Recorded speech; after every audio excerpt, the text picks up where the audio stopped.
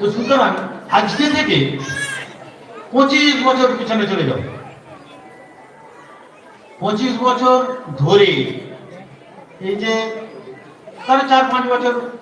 পরে আসা হয়েছে, কিন্তু আসা হয়েছে তো, কিন্তু 25 বছর ধরে সেই বেলা যাদের এখন বয়স অন্তত পক্ষে 30 বছর, তারপরে অন্তত পক্ষে 30 বছর, তাদের অন্তত জ্ঞান আছে যে তারা শুধু খালি আমাকে দেখেছে, আর কাউকে দেখে।